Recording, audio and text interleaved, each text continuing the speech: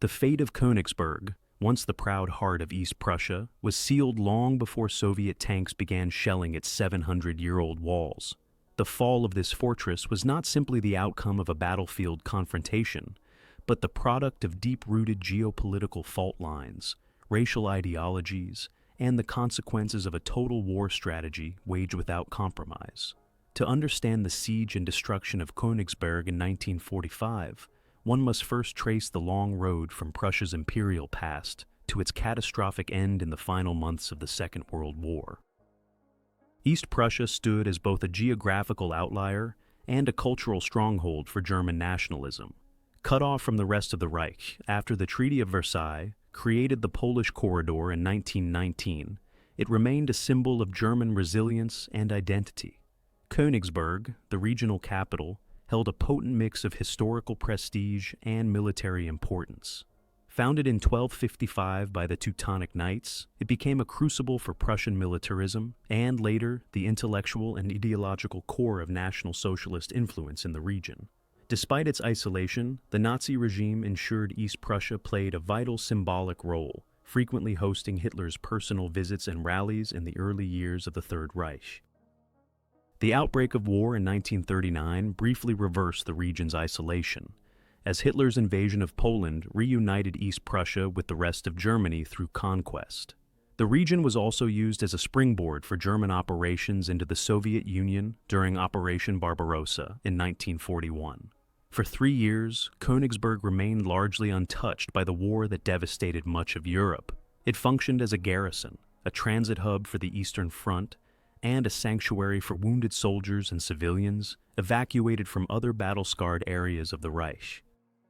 However, as the tide of war turned against Germany following the catastrophic losses at Stalingrad and Kursk, East Prussia's vulnerability re-emerged.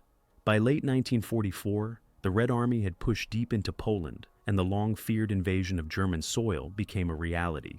Soviet propaganda explicitly identified East Prussia as a target for retribution, branding it the birthplace of German militarism. Stalin's military planners saw its capture not only as a strategic imperative, but as an opportunity to symbolically dismantle the very foundations of Prussian power and prestige. The German leadership remained divided in assessing the Soviet threat to East Prussia.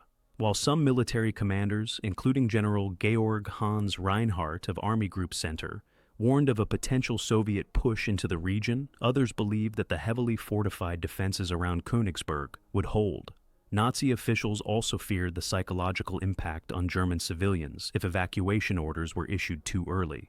Thus, by the time Red Army units crossed the Niemen River and launched large-scale offensives into East Prussia in October 1944, the region was woefully unprepared.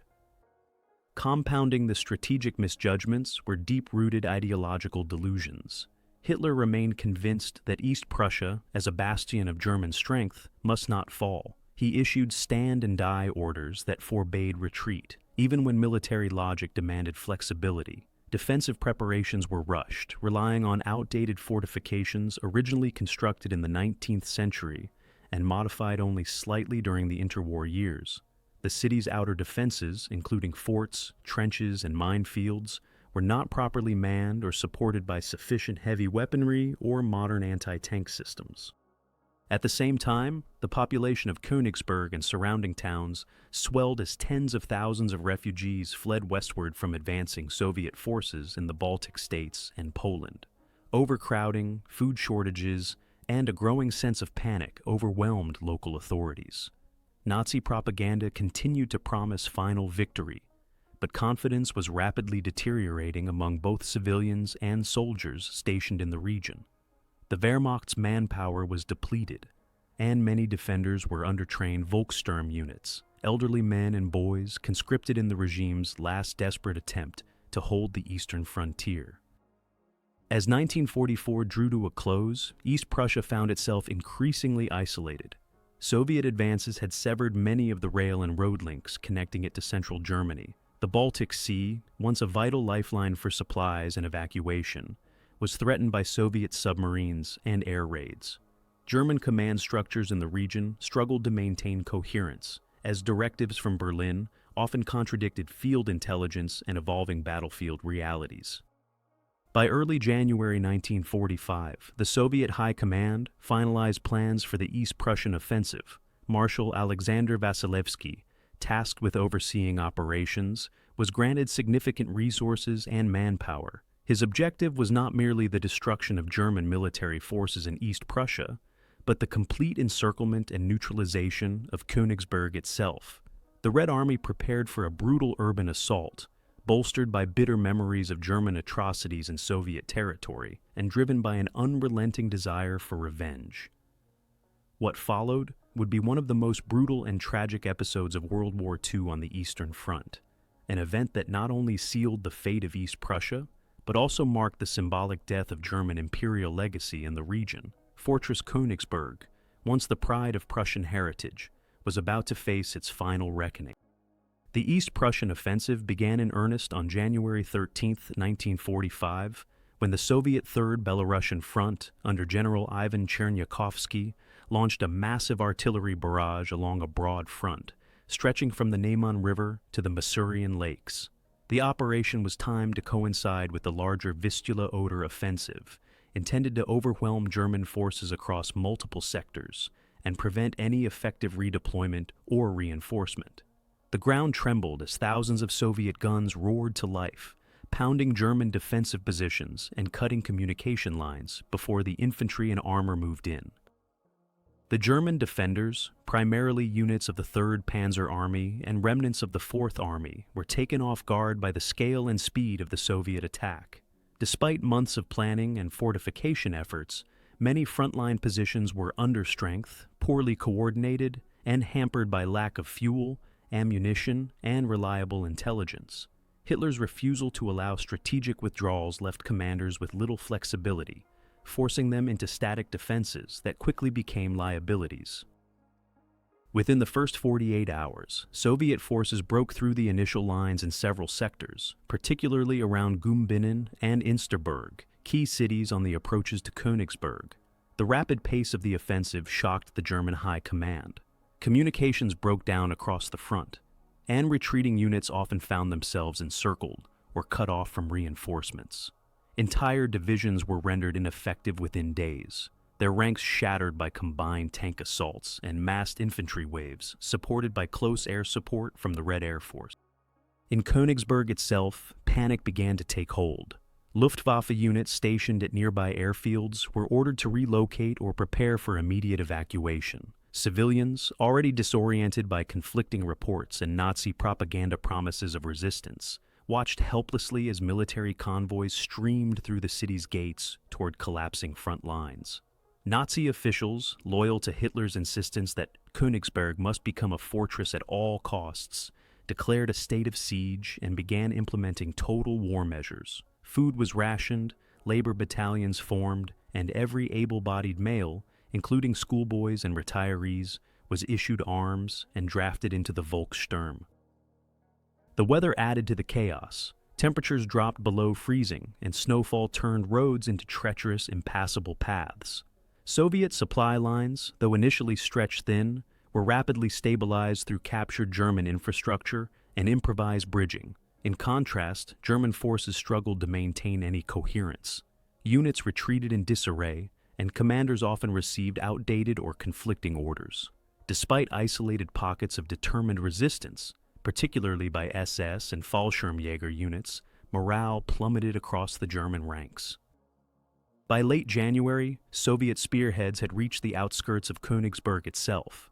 The city's defenses were not designed to withstand a modern siege.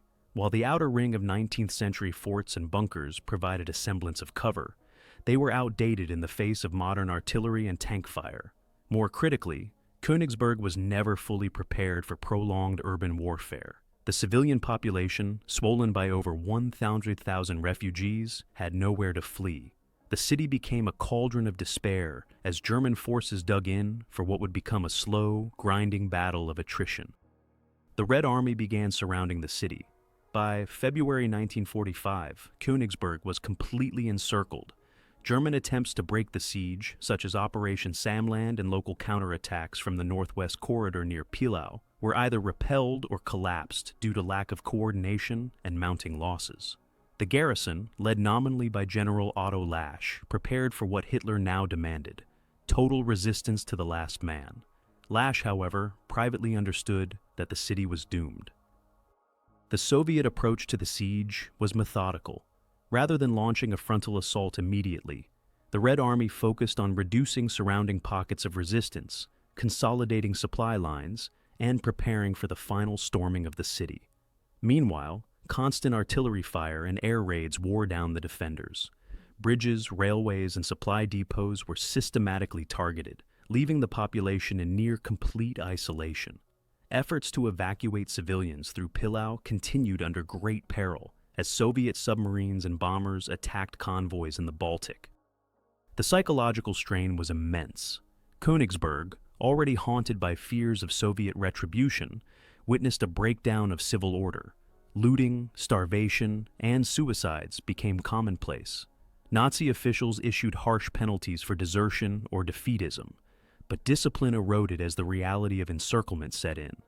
Religious services were held in bombed-out cathedrals, and hastily dug shelters filled with entire families clinging to hope. Yet the sounds of artillery never ceased. As the siege tightened, the Red Army prepared its final push into the heart of East Prussia's last bastion. The fall of Königsberg was no longer a question of if, but when. The opening phase of the East Prussian offensive had succeeded beyond expectations, and now the city that once symbolized Prussian might stood isolated, surrounded, and on the verge of annihilation. With Königsberg fully encircled by early February 1945, the Soviet High Command shifted its attention to the next phase: the destruction of the remaining German formations and the systematic collapse of East Prussian resistance. Strategic planning was now centered not on maneuver warfare, but on siege operations, urban assaults, and psychological breakdown. The Red Army's overarching goal was clear: to extinguish the last embers of organized German military presence in the East and deliver a crushing symbolic blow to the Reich's identity. Soviet objectives were both tactical and psychological. The city's fall would remove one of the last obstacles to Soviet dominance along the Baltic coast and eliminate Königsberg as a potential launch point for German naval or aerial activity. More symbolically, its destruction would signal the erasure of Prussian militarism, which Soviet propaganda frequently equated with the ideological engine of German aggression. Stalin's orders were unequivocal: Königsberg must be taken, its garrison broken, and the city rendered unusable to the enemy. Yet the Red Army also understood the cost of a frontal assault and prepared accordingly. Marshal Alexander Vasilevsky, overall commander of the East Prussian campaign, coordinated a systematic reduction of resistance in the surrounding Samland Peninsula and along the coastline. These operations were designed to eliminate any remaining German strongholds that could launch diversionary attacks or offer retreat routes. The port town of Pillau became the final link to the outside world for those trapped in Königsberg, and the Red Army intensified its efforts to sever it entirely. On the German side, military planning had deteriorated into isolated desperation. Hitler's fixation on symbolic cities forced commanders into impossible positions. General Otto Lasch, tasked with defending Königsberg, lacked the manpower and resources to maintain an effective perimeter, much less launch coordinated counterattacks. Communications with Berlin were erratic, and directives from the Führerbunker demanded resistance to the last man. Yet, internally, officers increasingly recognized the futility of continued defense. Supply lines were gone. Ammunition and food stocks were critically low. Medical care was virtually non-existent. Despite this, German propaganda remained relentless. Leaflets were distributed promising the imminent arrival of reinforcements. Loudspeakers in the city center blared messages urging citizens to trust in final victory. Posters declared Königsberg impregnable, invoking its medieval origins and glorifying Prussian defiance. But the gap between rhetoric and reality was unbridgeable. Soviet artillery fire pounded the city daily, gradually turning entire districts into rubble. The psychological impact on civilians and soldiers alike was devastating. The Volkssturm, hastily assembled and poorly trained, was expected to hold vast sections of the defensive perimeter. Armed with outdated rifles and Panzerfausts, these irregulars were tasked with delaying Soviet tanks and infantry, an impossible mission. As days passed and Soviet pressure increased, many simply abandoned their posts or surrendered. Some formed ad hoc defensive cells in cellars and ruins, attempting to repel Soviet scouting parties, but discipline and morale steadily collapsed. Meanwhile, the Red Army prepared for the main assault. Soviet engineers mapped out the city's fortifications, identifying weak points and devising tactics for penetrating the network of forts, moats, and bunkers. Reinforcements arrived steadily. Heavy artillery, rocket batteries, assault engineers, and flamethrower units. The final storming of Königsberg would be among the most intense urban operations the Red Army had yet conducted. It required coordination across infantry, armor, and support units trained specifically for close-quarters combat in dense urban terrain. On April 6, 1945, the Soviet assault on Königsberg officially began. Preceded by a massive artillery bombardment, the attack struck simultaneously from the south and east. Soviet forces, including the elite 11th Guards Army, pushed through outer defenses with calculated brutality. Forts 8, 9, and 5, vestiges of 19th century Prussian architecture, were targeted with direct artillery fire, demolition charges, and encircling infantry. Street-by-street fighting erupted across the suburbs and industrial zones. German resistance was determined but increasingly disorganized. Units isolated in various sectors often fought without knowledge of the broader tactical situation. Command posts were overrun, communications failed, the Luftwaffe was absent, unable to provide any meaningful air support. Meanwhile, the Red Army brought in Katyusha rocket launchers and self-propelled guns, flattening entire blocks suspected of harboring German troops or snipers. Civilians caught in the crossfire suffered immensely. Entire neighborhoods were reduced to smoldering ruins. Fires burned uncontrolled. Underground bunkers became tombs as buildings collapsed above them. Hospitals overflowed, and basic sanitation vanished. The humanitarian crisis inside Königsberg deepened by the hour, even as German radio broadcasts continued to claim that the city was holding firm. As Soviet troops reached the inner city, the fighting became even more brutal. Machine gun nests, anti-tank obstacles, and makeshift barricades turned every intersection into a killing zone. Yet the Red Army advanced steadily. By April 8th, most of the eastern and southern districts had fallen. The city center was isolated, and defenders there, many of them teenagers and elderly conscripts, faced annihilation. The strategic outcome was no longer in doubt. Despite orders from Berlin to resist at all costs, General Lasch and his senior officers began to assess the possibility of surrender. With no viable escape, no reinforcements, and a collapsing defense, they faced the inevitable conclusion. Königsberg, once thought unassailable, was about to fall.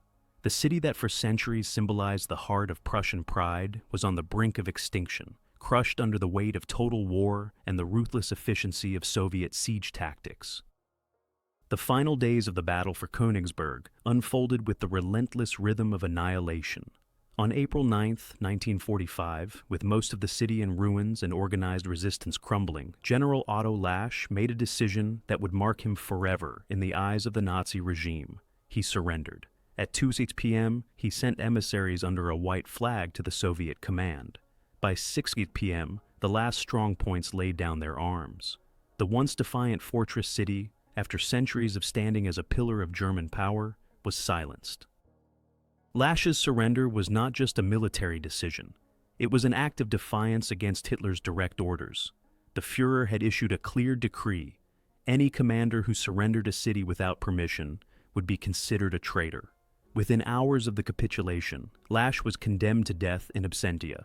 His family was arrested under Siepenhaft, the policy of kin liability, and imprisoned. Yet to many within the collapsing Wehrmacht, Lasch's action represented rare pragmatism in a war dominated by suicidal fanaticism. He had chosen to spare what remained of the civilian population and prevent further meaningless slaughter. The Soviet reaction to the victory was one of brutal triumph. Königsberg had fallen, and the Red Army took revenge for 4 years of German occupation and atrocities across the Soviet Union. Official Soviet records emphasized discipline and military professionalism, but widespread testimonies and later investigations confirmed a wave of reprisals. Looting was rampant. Entire residential districts were stripped of valuables. Civilians, particularly women, were subjected to mass violence.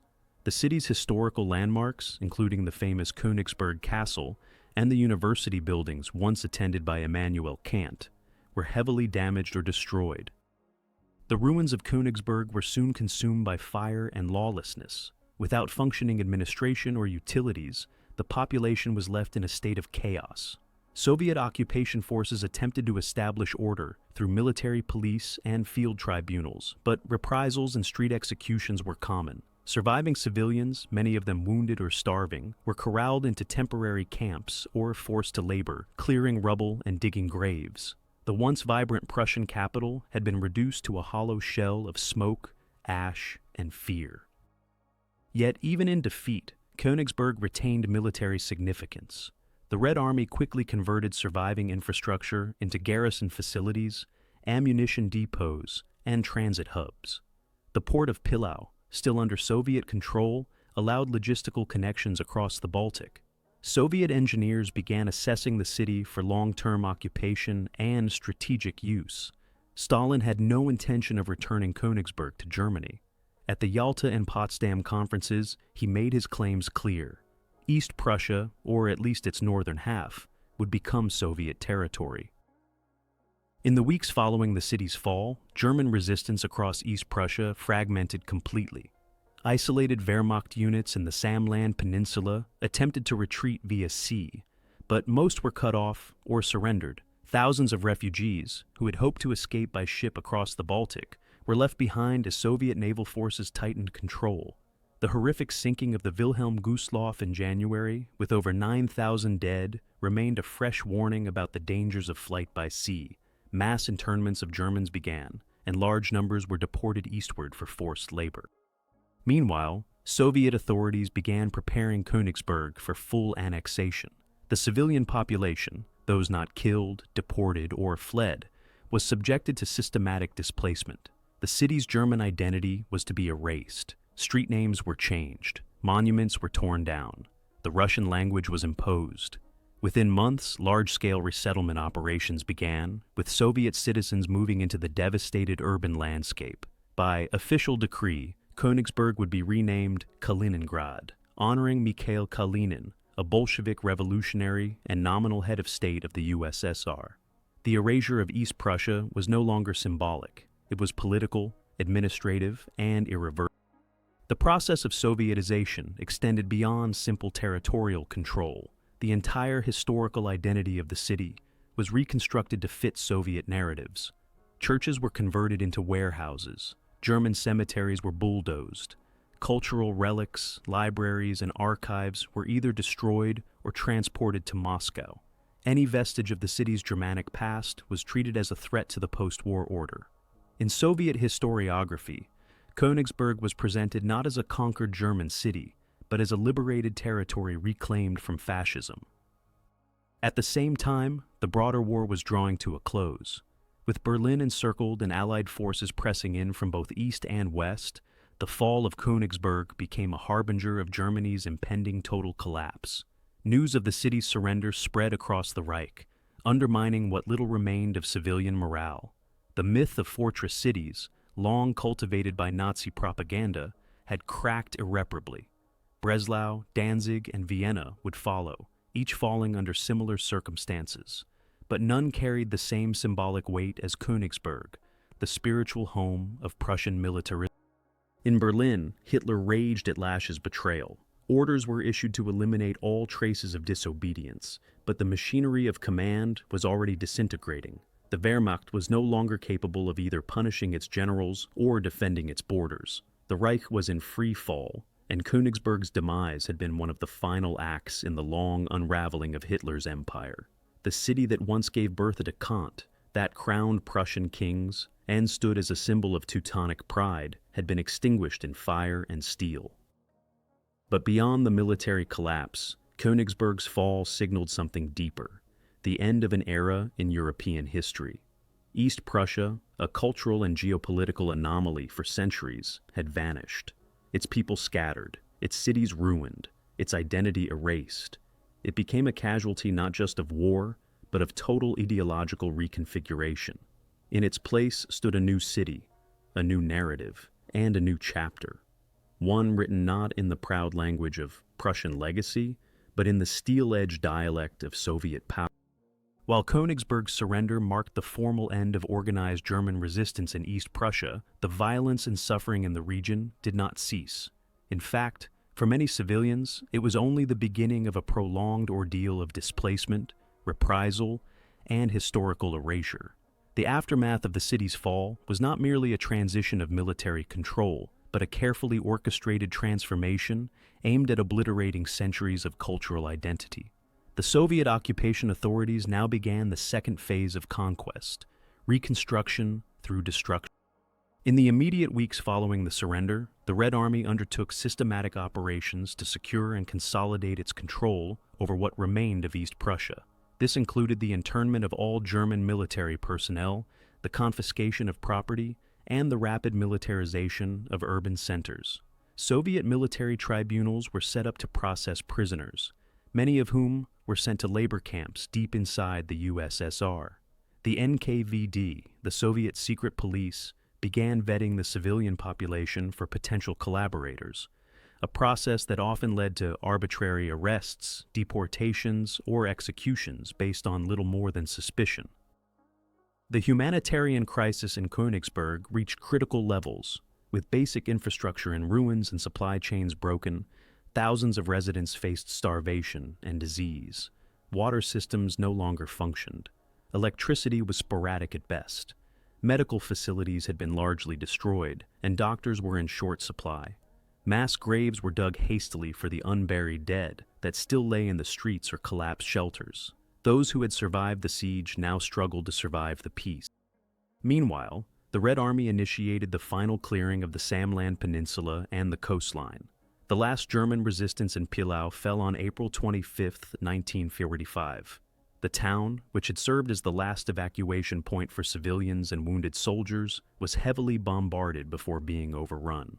Soviet naval forces took control of the port, and all attempts by the Kriegsmarine to evacuate remaining forces ceased.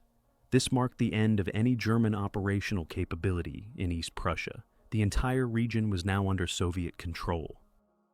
With military objectives achieved, the Soviet state turned toward political restructuring. Stalin had long viewed East Prussia as not merely a prize of war, but as a strategic wedge into the heart of Europe. Its annexation had already been discussed during wartime conferences, but now the process accelerated. Soviet cartographers began redrawing borders. Königsberg Oblast was established and formally incorporated into the Russian Soviet Federative Socialist Republic. No public debate, no international referendum, no consent from the local population. This was conquest in its purest form, now made permanent. To facilitate the transformation, the process of ethnic cleansing began. Surviving German civilians were given temporary resident status, but gradually, forced expulsions commenced. Many were marched westward into what remained of German-held territory, or into Poland, now itself undergoing massive border shifts. Others were held for forced labor, rebuilding what the war had destroyed. Estimates vary, but hundreds of thousands of Germans, men, women, and children, were expelled, imprisoned, or died during this transition. At the same time, Soviet settlers began arriving.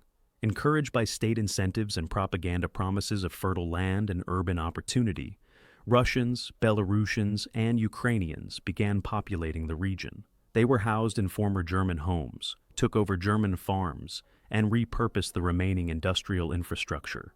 The language of administration, education, and commerce was exclusively Russian. The German past was declared a relic of fascism and imperialism, something to be uprooted, not remembered. Urban redevelopment proceeded with ideological intensity. Entire quarters of Königsberg were demolished, not due to military necessity, but to remove the remnants of German cultural influence. Churches were leveled, museums emptied, and aristocratic mansions razed. Even surviving architectural landmarks, like the iconic Königsberg Castle, were reduced to rubble in later years under Khrushchev's orders, who declared it a symbol of German militarism. Public spaces were renamed, and any reference to pre-Soviet history was effaced from maps, textbooks, and official discourse. The rebranding of Königsberg into Kaliningrad was more than nominal. It was a message: the past is gone, the future is Soviet.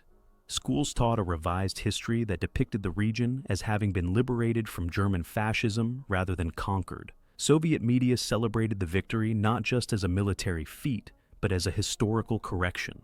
Kaliningrad was now portrayed as an ancient Russian land, its Prussian history dismissed as a brief occupation by foreigners.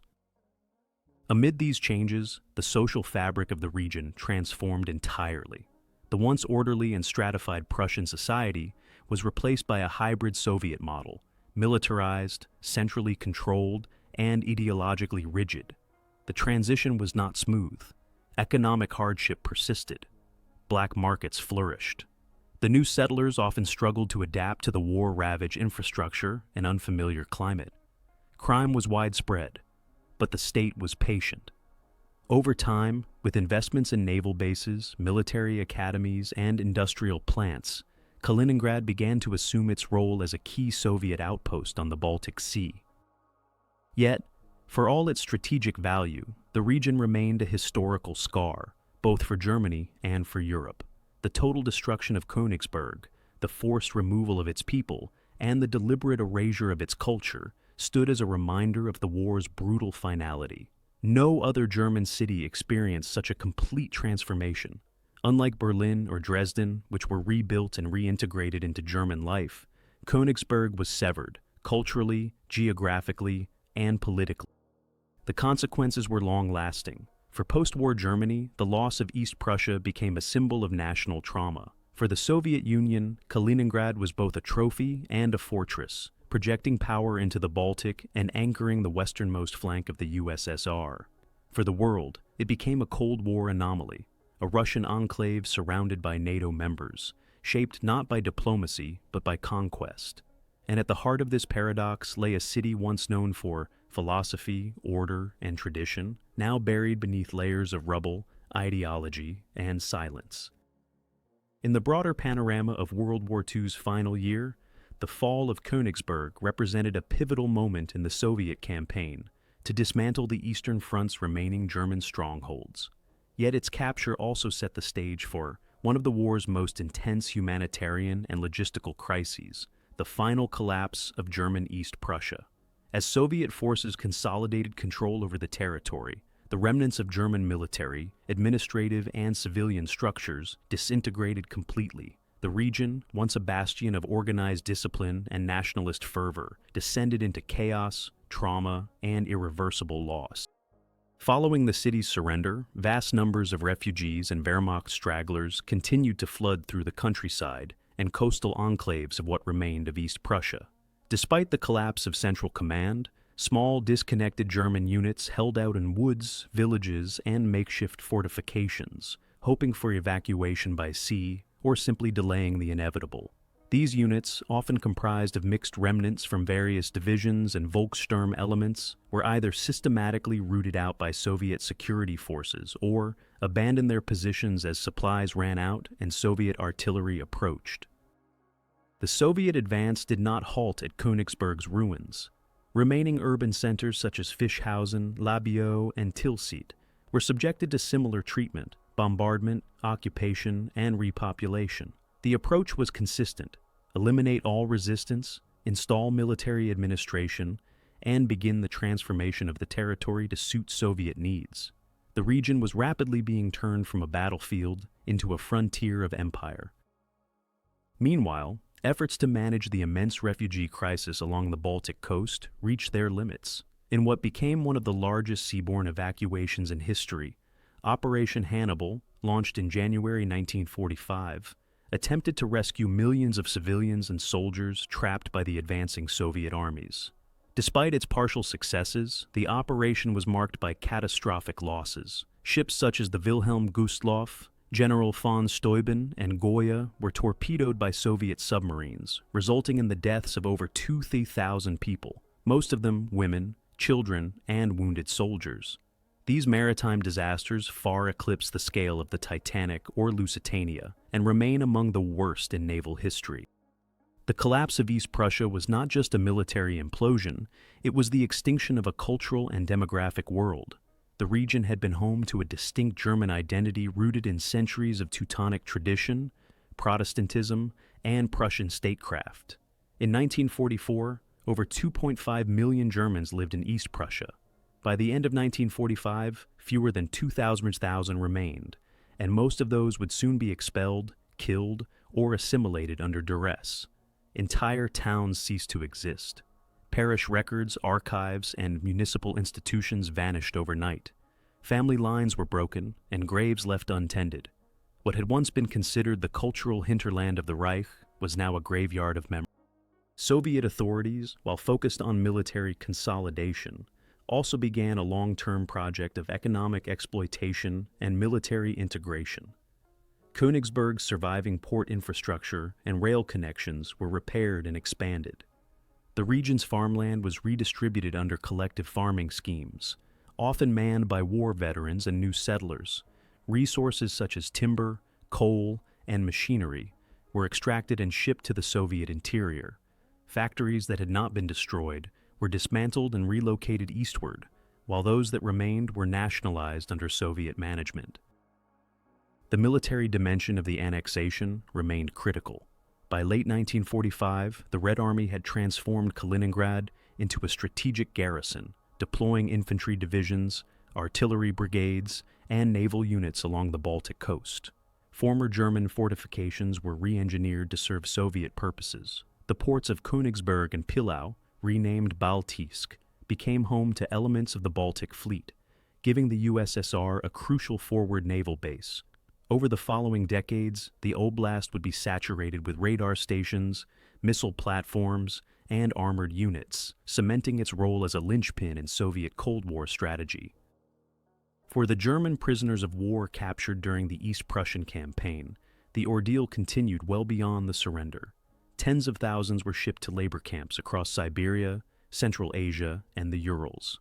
Many would not return until the 1950s, if at all. Conditions in the camps were harsh. Exposure, malnutrition, and overwork led to high mortality.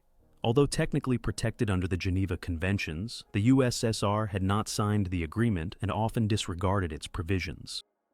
The surviving German civilians, those not immediately expelled, lived under a state of permanent fear and uncertainty.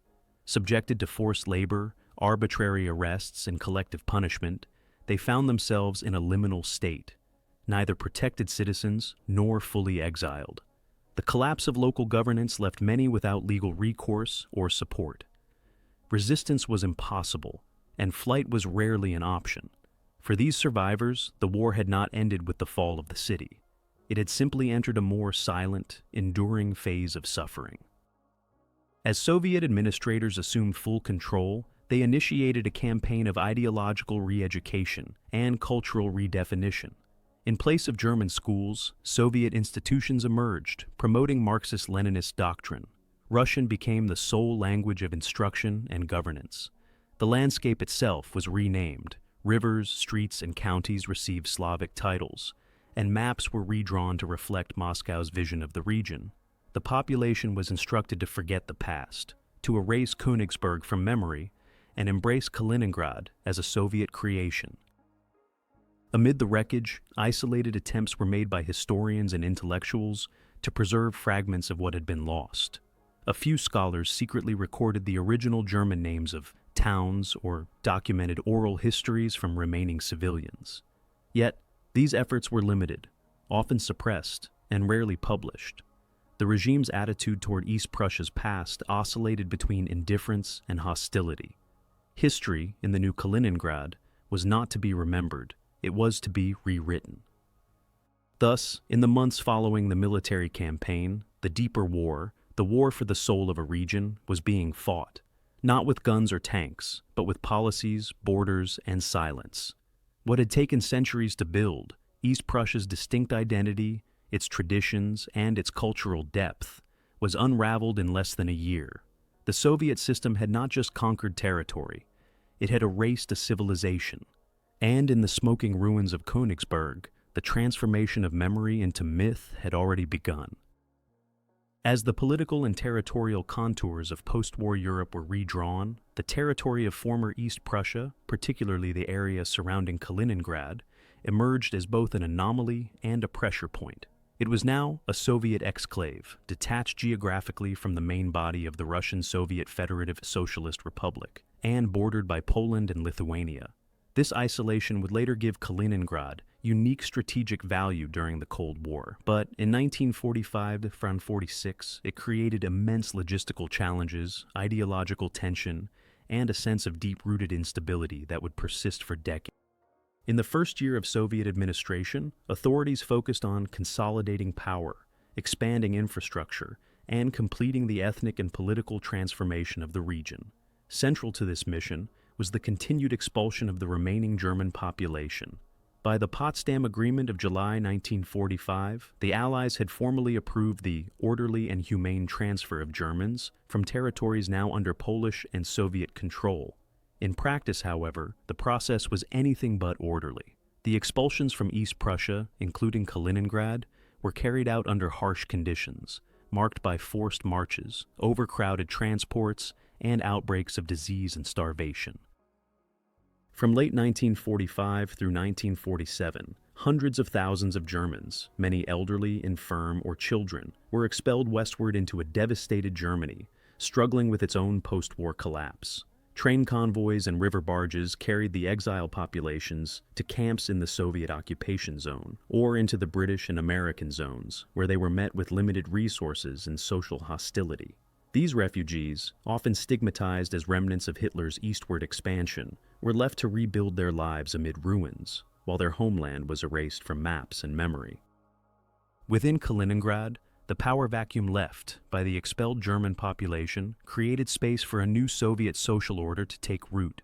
The state initiated aggressive resettlement programs, offering housing, employment, and food rations to Soviet citizens willing to relocate to the war-ravaged oblast. Veterans of the Red Army, families from Belarus and Ukraine, and political loyalists were prioritized. Entire German villages were repopulated with Soviet citizens who often knew little of the land's history or cultural landscape. These settlers moved into former German homes, worked in reconstructed factories, and cultivated fields that had once belonged to Prussian estates. However, the process of integration was uneven and often chaotic. Many Soviet settlers arrived to find their new homes in ruins or lacking basic utilities. Food shortages remained widespread. Transportation networks had been severely damaged by the war and required years of repair. The new inhabitants had to confront unexploded ordnance, destroyed infrastructure, and a climate of lingering violence. Banditry, black market trading, and interethnic tensions between settlers and remaining Germans, or even between different Soviet ethnic groups, contributed to an atmosphere of insecurity. The Soviet government responded with increased militarization. Kaliningrad was declared a closed military zone, inaccessible to foreigners and subject to strict internal surveillance. The city became home to numerous military installations, including naval bases, airfields, and radar stations. The Baltic Fleet was permanently headquartered there, transforming the region into one of the USSR's most fortified Western outposts. The strategic rationale was clear. In an emerging Cold War context, Kaliningrad would serve as a buffer, a sentinel, and a launch platform in case of future conflict with NATO-aligned states. Parallel to militarization came the imposition of Soviet ideological control. Propaganda efforts saturated public life. Soviet heroes replaced Prussian figures in public monuments. Schools taught a sanitized version of history, casting Kaliningrad as an ancient Slavic land unjustly occupied by German imperialists. Religious institutions, already devastated by wartime destruction, were further suppressed, with many churches repurposed as storage facilities, museums, or simply razed. Russian Orthodox clergy were installed to replace the Protestant character of the former German ecclesiastical structure, though religious life in general remained tightly controlled. In the countryside, collectivization campaigns mirrored those taking place across the Soviet Union. Former German farmlands were absorbed into collective farms, kolkhoz, and agricultural production was directed according to central plans. Resistance was minimal, given the lack of indigenous populations and the dependence of new settlers on state aid. Yet the results were often inefficient. Many settlers lacked agricultural experience, and the region's unique soil and climate conditions posed challenges unfamiliar to newcomers from interior Soviet republics. Production goals were rarely met, and the oblast relied heavily on imports from other parts of the USSR. As the 1950s began, Kaliningrad entered a period of guarded normalization. Infrastructure gradually improved. Housing blocks were built in the Soviet style, concrete, standardized, austere. German architecture that had survived the war was either demolished or obscured by newer construction. Roads and railways reconnected the city to mainland Soviet territory via Lithuania, though the exclave's geographic detachment remained a constant logistical concern. A distinct Kaliningrad identity, rooted in its role as a frontier of Soviet resilience, began to emerge, but always under the shadow of secrecy, militarization, and historical silence. For those few Germans who remained, either concealed in mixed households or employed in technical professions deemed valuable by the state, life was one of quiet erasure. Speaking German in public was discouraged. Personal belongings and documents from the pre-war era were often confiscated. There were no cemeteries to visit, no churches that spoke their language, no schools for their children. Over time, these remnants either assimilated or vanished, absorbed into the new Soviet population through silence and survival. The obliteration of East Prussia was now effectively complete. The city that once stood as the intellectual and spiritual center of Prussian power had been overwritten, not just militarily, but culturally, demographically, and ideologically. In its place stood Kaliningrad, a Soviet military colony, a geopolitical pressure point, and a symbol of historical transformation through conquest. The land itself bore scars not only of artillery and fire, but of memory, loss, and deliberate reinvention. And as the Iron Curtain descended across Europe, Kaliningrad would remain hidden behind it, unseen, unmourned, and largely unknown in the West. The transformation of Königsberg into Kaliningrad was not merely a matter of borders and names. It represented one of the most comprehensive examples of historical substitution in modern Europe. In the span of a few short years, an entire cultural heritage was eradicated, replaced by a new identity carefully engineered by the Soviet state. Yet beneath the concrete blocks and Cyrillic street signs, traces of the old city continued to linger, silently, persistently, in ruins, in architecture, and in the soil itself. The war had ended, but the long shadow it cast over the region was far from lifted. As the 1950s unfolded, Kaliningrad became a microcosm of the early Cold War, an armed outpost at the western edge of the Soviet Union, heavily fortified and closely monitored. Foreign access was prohibited. Even Soviet citizens from other republics needed special permits to enter. The city's wartime destruction was used by Soviet authorities to justify its near-total redevelopment. Entire districts were flattened rather than restored. Rather than preserving historical remnants, the regime pursued a policy of active forgetting, erasing the material foundations of the German past in favor of a functional, militarized Soviet future. The most emblematic case of this policy was the fate of Königsberg Castle. Though heavily damaged during the Soviet siege and subsequent looting, portions of the structure remained intact into the post-war period. For many, it stood as the last visible link to the city's former identity. Yet, in 1968, under orders from Moscow, the castle's ruins were demolished. Khrushchev had dismissed it as a symbol of German fascism and militarism, despite its centuries-old history predating the Nazi era. In its place, planners envisioned a modern administrative building, the House of Soviets, intended to symbolize Soviet mastery over the region. Ironically, construction was plagued by technical issues and the building was never completed.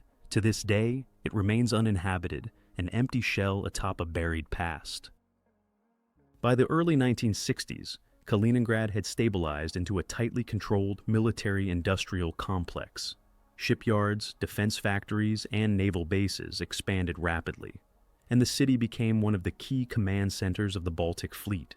Its location, detached from mainland Russia but strategically positioned against NATO members, made it indispensable in Soviet war planning. Nuclear-capable missiles and submarines were quietly deployed in the region, while the civilian population lived under the constant awareness that their home could become a first-strike target in any superpower confrontation. The general population, largely composed of settlers from rural areas of the USSR, lived within the strict confines of Soviet society. Education, work, and leisure were defined by the needs of the state. Public memory of the pre-1945 period was non-existent in official discourse. Monuments celebrated Soviet war heroes, liberation narratives, and the valor of Red Army units. Any attempt to commemorate Königsberg's past, its philosophers, its artists, its royal lineage, was treated with suspicion or outright hostility. In schoolbooks, Kaliningrad was presented as a historically Russian land, its German past reframed as a temporary occupation. Yet not all traces could be erased. Subterranean vaults and basements, long collapsed or sealed, occasionally gave up artifacts, porcelain, books, tools, bones. Construction crews sometimes stumbled upon cellars filled with wartime belongings or corpses of those who never escaped. Even after official efforts to suppress memory, curiosity persisted. A handful of Soviet archaeologists and historians tried to document the remnants of the pre-war city, though their work remained marginal, unpublished, or limited to internal reports. The psychological climate of Kaliningrad reflected this uneasy duality. On the surface, it was a Soviet city like any other, with party buildings, Lenin statues, and parades. But it lacked the organic continuity of older Russian cities. There were no ancestral roots, no native dialects, no long-standing traditions. Everyone had come from elsewhere. The sense of displacement, while never openly discussed, shaped the local identity in subtle ways. Kaliningraders became accustomed to silence, to secrecy, to the knowledge that their city was both important and forgotten, visible to maps, but invisible to the outside world. This isolation was periodically reinforced by tensions with the West. During the Berlin Crisis, the Cuban Missile Crisis, and the NATO maneuvers of the 1970s, Kaliningrad's garrisons were placed on high alert. Local factories shifted to wartime production schedules. Citizens were drilled in civil defense, gas mask usage, and nuclear preparedness. The city's geography, once a point of cultural convergence between German, Baltic, and Slavic worlds, had now become a fault line in a frozen conflict, its population living atop the ashes of another. Culturally, the city struggled to define itself. With little pre-existing local folklore or literature, Kaliningrad relied heavily on Soviet cultural imports, films, music, ideological theater. Libraries stocked state-approved history books. Radio broadcasts avoided any mention of the region's German past. Yet, even among the youth, curiosity simmered. In whispered conversations or secret visits to ruined cemeteries, some questioned the official narrative. Who had built the brick roads beneath their feet? Why were some houses older than the revolution? What happened to the people who once lived here? The Soviet state offered no answers. To ask such questions was subversive.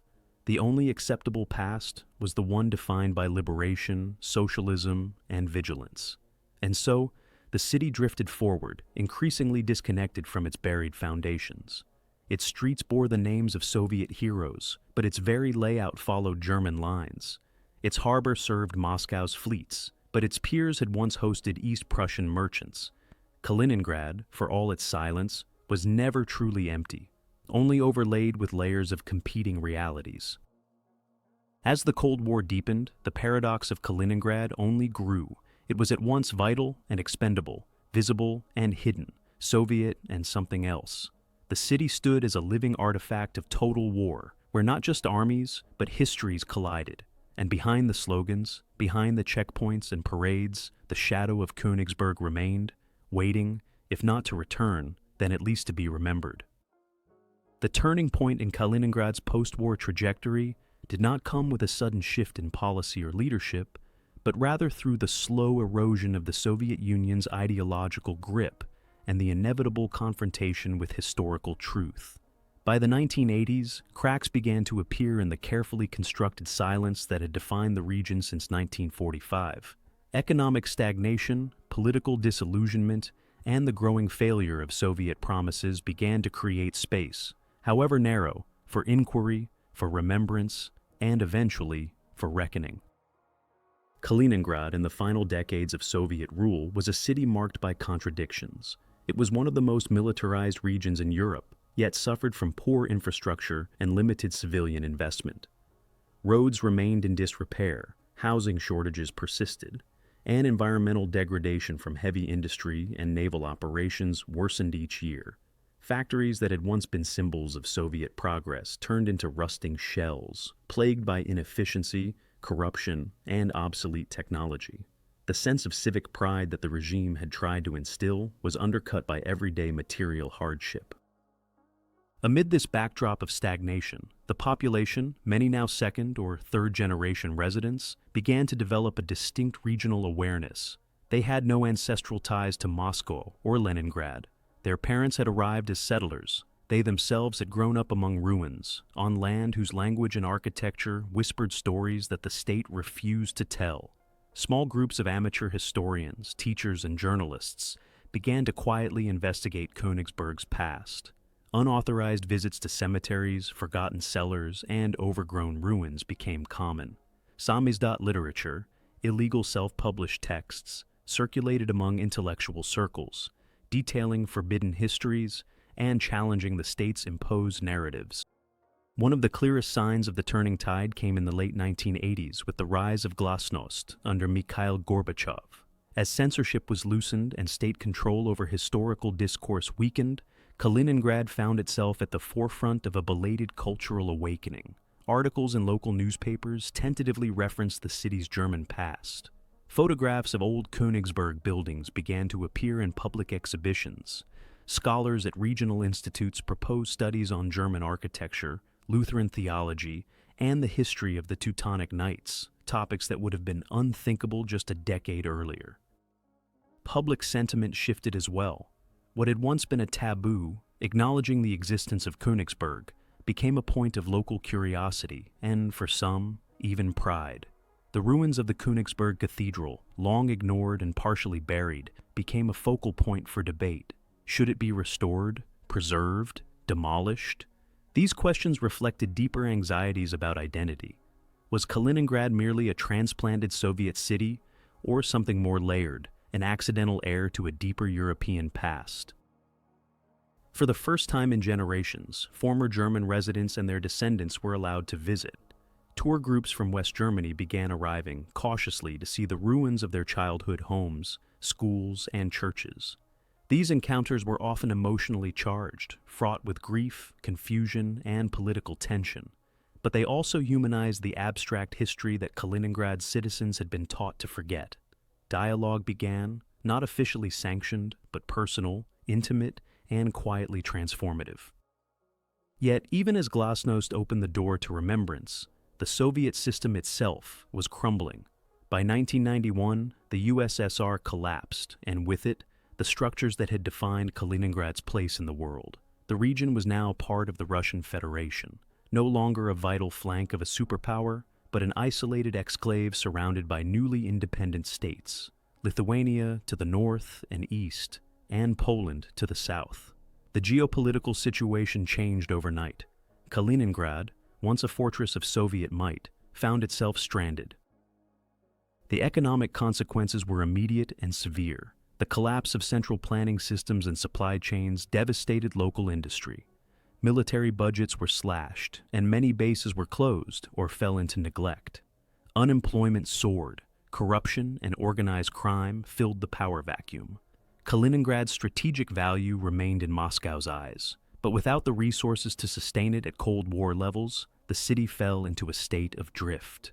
The psychological impact of this sudden disconnection, both from Russia proper and from the old Soviet identity, was profound.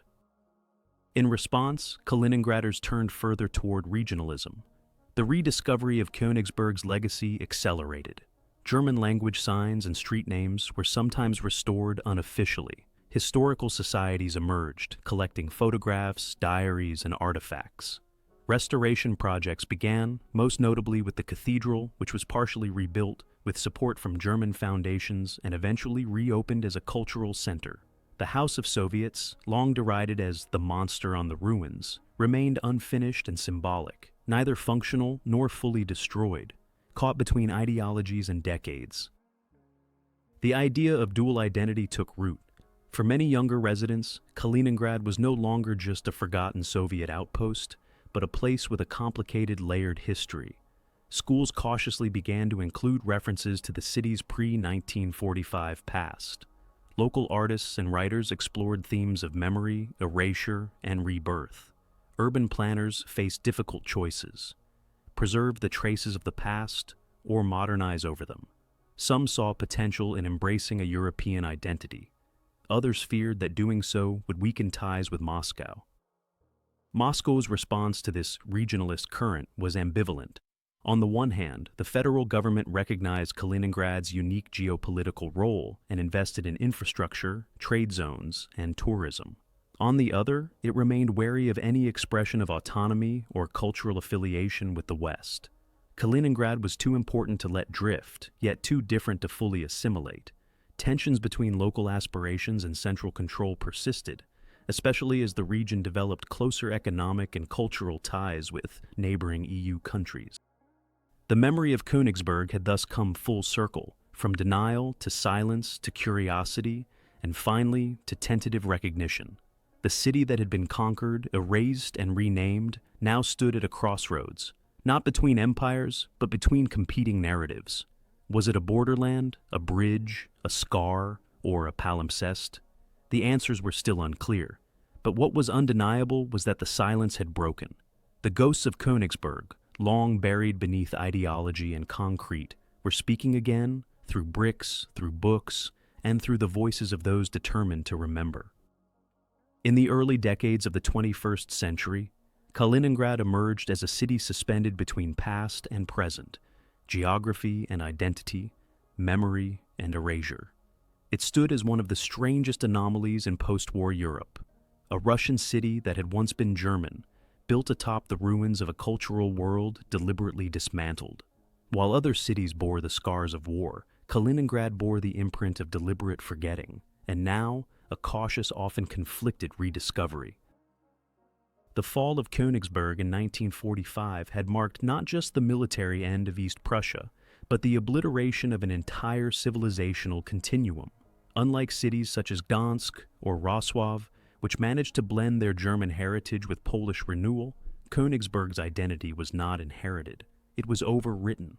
What made this loss even more unique was that it had been executed so thoroughly and intentionally at the junction of total war and ideological conquest. In its place, Kaliningrad became a Soviet symbol of victory, of silence, of reinvention. In post-Soviet Russia, Kaliningrad remained geopolitically vital, yet psychologically peripheral. Its location gave it strategic weight, especially after Lithuania and Poland joined NATO and the European Union.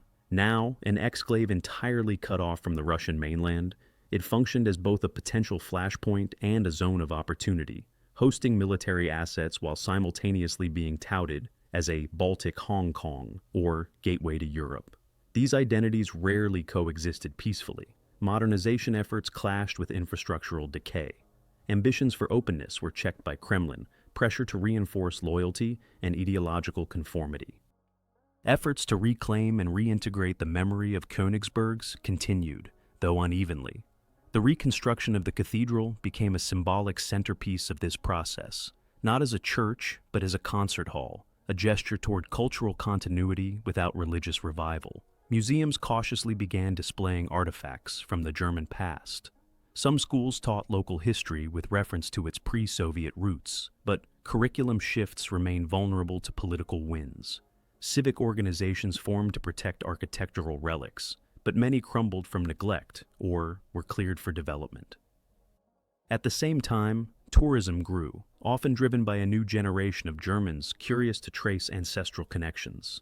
The city welcomed them carefully. German-language signage appeared in select locations. Guides offered walking tours of former Königsberg. But this was heritage filtered through politics, never quite free of suspicion. Russia's own national narratives did not leave much space for ambiguity or shared history. The memory of East Prussia, in official discourse, remained tied to conquest and victory, not coexistence or tragedy. What lingers most today in Kaliningrad is paradox. It is a city where Prussian vaults lie beneath Soviet foundations, where medieval cobblestones meet Khrushchev-era blocks, where Kant's tomb is surrounded by military parades. It is a place shaped as much by what has been removed as by what remains. Even its population reflects this complexity, neither native nor immigrant, but descended from settlers who themselves arrived with no roots in the soil. The legacy of Königsberg is not one of simple nostalgia or architectural preservation. It is the deeper, more unsettling legacy of cultural excision, of what it means to destroy a people, a language, a memory, and then rebuild something entirely new atop the void. It is also the story of the limits of such erasure.